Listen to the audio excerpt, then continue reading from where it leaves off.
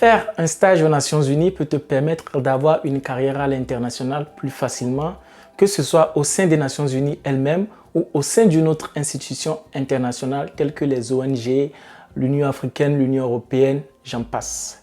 Si aujourd'hui tu souhaites postuler au stage des Nations Unies ou tu ne sais même pas ce que c'est et que tu aimerais savoir, je pense que tu es au bon endroit.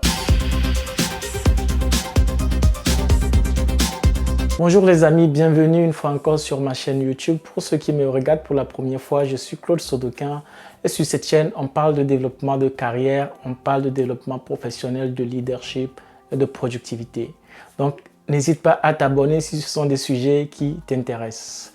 Nous avons atteint le cap des 1000 abonnés et c'est une étape très importante. Pour cela, j'ai une annonce à faire à la fin de cette vidéo, donc restez jusqu'à la fin. Dans la vidéo d'aujourd'hui, nous allons voir comment postuler au stage des Nations Unies et cette vidéo fait suite toujours à la série de vidéos que j'ai commencé ce mois de mars sur comment travailler aux Nations Unies en tant que jeune professionnel. Donc, si tu n'as pas encore regardé, je t'invite à regarder ces vidéos qui te permettront d'avoir une idée plus globale sur comment augmenter ses chances et travail au sein des Nations Unies en tant que jeune professionnel. La vidéo sera divisée en deux grandes parties. Une première partie qui sera consacrée aux choses à savoir ou aux idées reçues pour postuler aux Nations Unies en tant que stagiaire. Et la deuxième partie, une partie pratique où nous allons postuler tous ensemble à deux stages différents. Je vous expliquerai pourquoi deux stages différents. La première des choses à savoir avant de postuler aux Nations Unies, c'est que c'est un système qui est complexe et que pour pouvoir faciliter ta recherche de stage, il va falloir comprendre un peu la structure de l'ONU. Donc, j'ai expliqué ça précédemment dans une vidéo, mais il faut savoir que pour faciliter ta recherche, il va falloir te concentrer sur les institutions spécialisées qui se rapprochent plus de ta passion, de tes expériences ou tout simplement de ta formation. Je donne un exemple. Si je suis passionné par les questions de climat et environnement, je vais mieux faire de postuler sur le site de l'UNEP ou encore sur le site de l'ONU Climat qui sont plus spécialisés dans la question que d'aller postuler chez, par exemple, l'UNFPA qui s'occupe de la population ou bien de la santé reproductive et sexuelle de la jeune fille. Donc, il faut connaître un peu ces institutions pour savoir laquelle de ces institutions est plus adaptée par rapport à vos profils pour que vous puissiez concentrer vos recherches sur ces institutions parce que, comme je l'avais dit, ce sont des institutions qui ont leur propre plateforme et donc leur propre site de carrière. La deuxième chose à savoir, c'est que peu importe votre domaine d'expertise, vous avez une chance d'avoir un stage aux Nations Unies. Parce qu'il y a cette idée reçue du fait qu'il faut avoir faire les sciences politiques ou encore les relations internationales pour pouvoir travailler avec les Nations Unies, où il faut forcément être diplomate. C'est faux parce qu'il faut savoir qu'au sein des Nations Unies, il y a même des postes qu'on appelle souvent les postes de services généraux. Et donc, ça veut dire que même les chauffeurs sont recrutés, même les techniciens sont recrutés. Voilà, un peu de tout. Donc, quel que soit votre domaine d'expertise, quel que soit votre domaine d'études, n'hésitez pas à chercher l'institution qui se rapproche plus de votre formation pour chercher les stages disponibles simplement et pouvoir postuler. Il y a également une idée reçue selon laquelle il faut être pistonné pour pouvoir trouver un stage aux Nations Unies, ce qui est totalement faux. Je suis de ceux qui pensent que c'est bon d'avoir un réseau et c'est bon de se faire recommander par des personnes, mais il faut savoir qu'au sein des Nations Unies, tu n'as pas forcément besoin de connaître quelqu'un pour pouvoir avoir accès à un stage. Pour vous donner un exemple, je postulais il y a 2 ans à un stage au sein du PNUD au Danemark et j'ai été shortlisté pour présélectionné pour pouvoir passer un entretien. Et lors de cet entretien, j'étais surpris de voir qu'il y avait un mec qui venait de l'équipe d'anticorruption juste pour s'assurer que l'entretien n'est pas biaisé d'un candidat à un autre. Donc, c'est pour vous dire que si vous vous retrouvez juste un peu dans la description de poste, n'hésitez pas à postuler même si vous ne connaissez personne parce que de base, il y a une lutte contre la corruption au sein des Nations Unies qui vous permet, si vous êtes qualifié au poste, d'être sélectionné. La dernière chose à savoir avant de postuler aux Nations Unies, je pense que je l'ai aussi dit dans une vidéo précédente, mais les stages en général ne sont pas rémunérés. La majorité ne sont pas rémunérés. Il y a une petite partie des agences qui rémunèrent leurs stagiaires. J'espère que dans les semaines à venir, je ferai une petite recherche avec la liste de ces institutions qui rémunèrent pour que, si vous n'avez pas les moyens de vous offrir un stage non rémunéré, que vous vous concentrez uniquement sur ces institutions pour tenter votre chance d'avoir un stage qui soit rémunéré ou qui soit gratifié. Est-ce que vous allez me poser la question si ça vaut le coup de faire un stage non rémunéré? Je dirais oui, dans le cas où vous pouvez vous prendre en charge. Si vous avez les moyens de vous prendre en charge, ça vaut totalement le coup parce que ça peut vous ouvrir d'autres portes. Vous allez rencontrer des personnes venues de différents horizons. Mais si vous n'avez pas les moyens, n'y allez pas, peut-être parce que vous allez être déçu après, puisque ce n'est pas forcément un stage avec un poste à la clé. Et comme vous le savez aussi, je vous avais dit, il faut 6 mois après la fin de votre stage pour être éligible à un poste de consultant ou de staff international. Et donc voilà, je pense que le tour est fait. Si vous avez d'autres questions sur la globalité de comment ça se passe, les stages aux Nations Unies, des choses à savoir, n'hésitez pas à me les dire dans les commentaires. Une petite note d'information, j'ai recueilli plus de 40 institutions spécialisées de l'ONU avec leur site de carrière. Donc, vous avez accès à ça sur mon blog. Je mets le lien dans la description de la vidéo. Et ça vous permet de vous focaliser sur telle ou telle agence en fonction de votre formation ou en fonction de vos expériences et de vos passions. Alors, dans cette deuxième partie, nous allons postuler à 2 différents stages. Et pourquoi 2 différents stages? Comme je vous l'avais souvent dit, 2 institutions onusiennes peuvent ne pas avoir la même plateforme de carrière. Donc, on va faire l'exercice pour que vous puissiez voir que finalement, une plateforme de carrière du PNUD n'est pas forcément équivalente à la plateforme de carrière du secrétariat des Nations Unies. Donc, sans plus tarder, on va aller sur le site de carrière du PNUD. Pour aller sur le site de carrière du PNUD, il suffit de taper sur Google PNUD carrière par exemple. On tape PNUD carrière.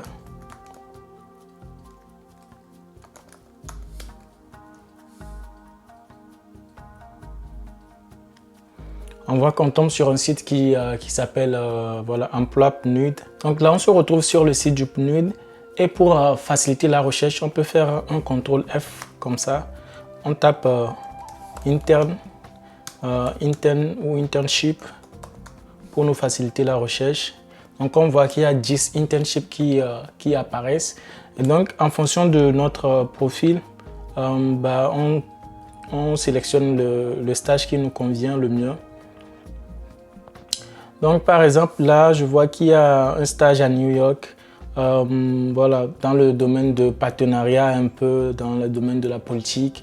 Donc ça me tente bien, je clique dessus et là je vois, je lis un peu le post. Après vous pouvez voir quel est le post qui vous convient le mieux. Donc je lis le post, je vois qu'il demande voilà, être soit étudiant ou être diplômé pas moins de 1 an.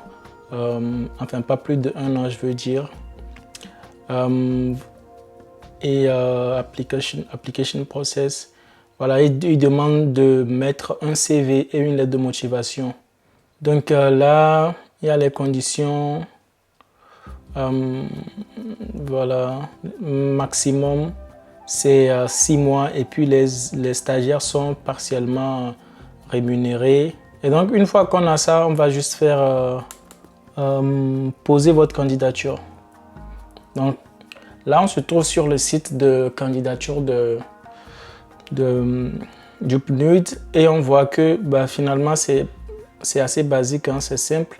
Il y a les informations personnelles que vous remplissez et ici il y a les compétences linguistiques. Donc si vous parlez anglais, bien sûr il va falloir mentionner ça, et le niveau langue maternelle.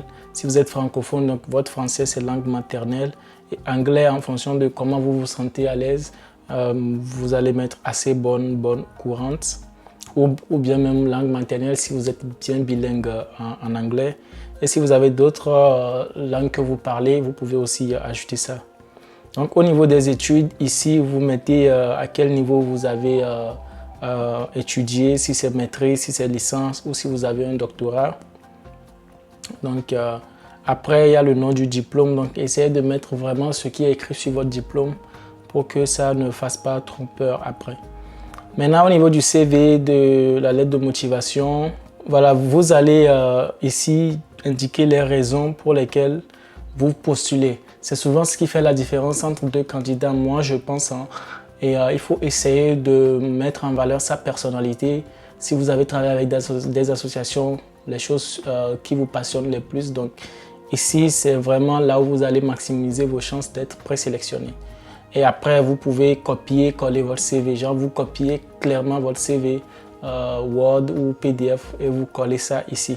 Une fois que c'est fait, normalement, il y a une seconde partie où vous allez inclure un PDF, un fichier PDF joint. Donc, ça va être le CV collé à la lettre de motivation. Donc, on peut voir que c'est relativement simple. En moins de 15 minutes, normalement, si vous avez déjà votre CV et votre lettre de motivation, c'est très simple.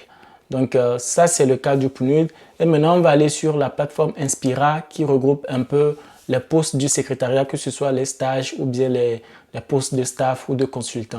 Du coup, pour les postes de secrétariat, il suffit de taper UN Carrière. Et là, on va se retrouver sur un site. Voilà, UN Carrière. Et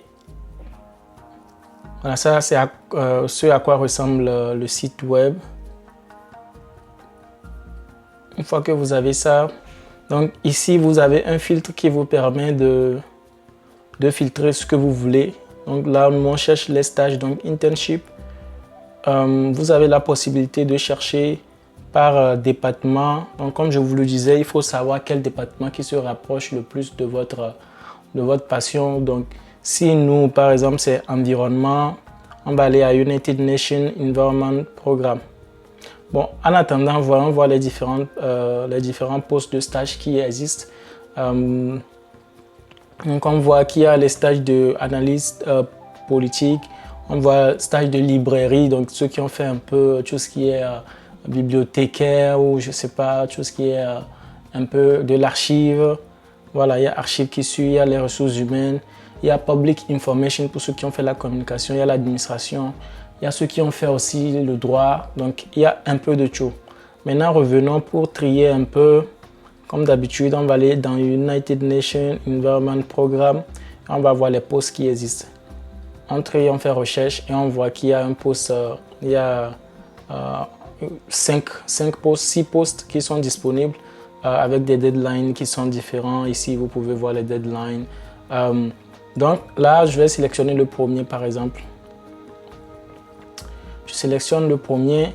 Et voilà, vous avez la description du poste, les responsabilités, ce que vous allez faire si vous êtes sélectionné, les compétences qui sont demandées, donc la communication, le travail en équipe, il faut être orienté client. Et ici aussi, il donne un peu voilà, les minimums d'éligibilité pour l'éducation ou la formation. C'est ça, donc comme expérience, on dit no working experience is required, donc il n'y a pas besoin d'avoir de l'expérience pour postuler pour le stage. Voilà. Et special notice, interns are not financially remunerated, so ça veut dire que vous ne serez pas payé. Et une fois que vous retrouvez dans cette description de poste, il faut juste faire apply. Donc si vous faites apply, vous allez tomber sur ce portail et donc si vous n'avez pas de compte, vous allez créer un compte. Donc ici, il va falloir renseigner ces informations personnelles pour pouvoir créer le compte. Donc le nom, le prénom, le nom de famille, un mot de passe. Et après, vous allez mettre aussi l'email et tout. Une fois que vous vous enregistrez, vous allez recevoir un mail dans lequel il y a un lien pour confirmer la création de votre compte. Pour faciliter les choses, je me suis retrouvé sur mon compte que moi j'ai créé depuis. Et du coup, pour postuler, on est dans la même dynamique pour postuler. Si vous aviez postulé par le passé, on va vous demander si vous voulez utiliser les informations que vous avez déjà utilisées dans le passé. Donc, dans cet exemple, on va quand même créer une nouvelle application Karma. Donc, Build a new application. Mais aussi, vous avez la possibilité de mettre votre CV pour que ça puisse prendre quelques informations basiques sur votre CV. Mais là, on va quand même faire Build New Application. Il demande de sélectionner là où on a trouvé le poste, bon, mais Others là-bas. Et paf. Du coup, là, on a des critères, on a des cases à remplir et on dit que donc il y a ce qu'on appelle les critères d'éligibilité, ce que vous devez avoir, et aussi il y a les critères qui sont souhaités. Et ça, les critères souhaités ne sont pas éliminatoires, mais les critères d'éligibilité sont éliminatoires. Donc si par exemple, tu cliques non ici par exemple, ça veut dire que en fait, même si tu soumets la candidature, ta candidature ne va même pas passer la barre de tri. Donc tu ne seras jamais présélectionné parce que c'est un critère qui est éliminatoire, si on peut dire ainsi. Donc ici, tu dois expliquer par quel moyen tu comptes subvenir à tes besoins.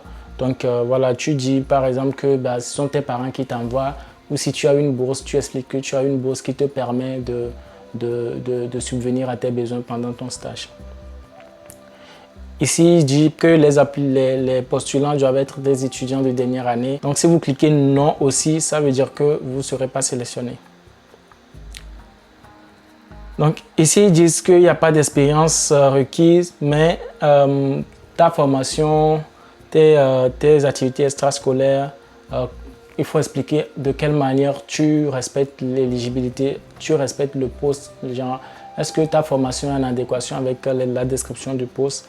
Donc une fois que ça c'est fait, bon, on va mettre juste pour passer le cap. Une fois que ça c'est fait, vous passez à la prochaine étape qui demande de remplir sa formation. Donc vous allez remplir tous les détails liés à votre formation. Donc vous pouvez voir que ça demande beaucoup d'énergie par rapport à ce qu'on a vu pour le PNUD qui est relativement simple. Vous allez passer au cap de expérience. Si on passe NES, est-ce que ça va nous laisser passer? Oui, ça nous laisse passer. Ça veut dire qu'au niveau de l'expérience aussi, pareil, vous allez remplir tout ce qui a lien avec, votre formation, tout ce qui a lien avec votre activité extrascolaire, puisque dans ce cas, vous n'avez probablement pas d'expérience. Donc, si c'est une association, vous mettez l'association, vous mettez le nom du président de l'association qui peut éventuellement vous recommander si jamais ils veulent vérifier voilà, que vous avez vraiment travaillé là-bas. Donc, ils vont vous demander si vous avez déjà travaillé pour les Nations Unies ou pas. Ici, tu peux ajouter aussi des références, donc des personnes qui peuvent te recommander en cas de besoin. Malheureusement, on ne peut pas passer cette étape, mais ce qu'il faut savoir, c'est qu'au niveau de la motivation, vous allez devoir, comme on l'a vu au niveau du site de carrière du PNUD, vous allez devoir remplir une lettre de motivation là-bas. Pourquoi vous voulez postuler pour ce poste spécifiquement? Vous allez mettre en valeur vos expériences extrascolaires, votre formation et votre personnalité, qui vous êtes, qu'est-ce que vous pouvez apporter à l'équipe. Donc une fois que tout ça c'est fait, techniquement vous n'avez plus rien à faire que de soumettre la candidature. Donc voilà comment vous allez pouvoir postuler à un stage au sein des Nations Unies si vous voulez postuler au niveau du secrétariat.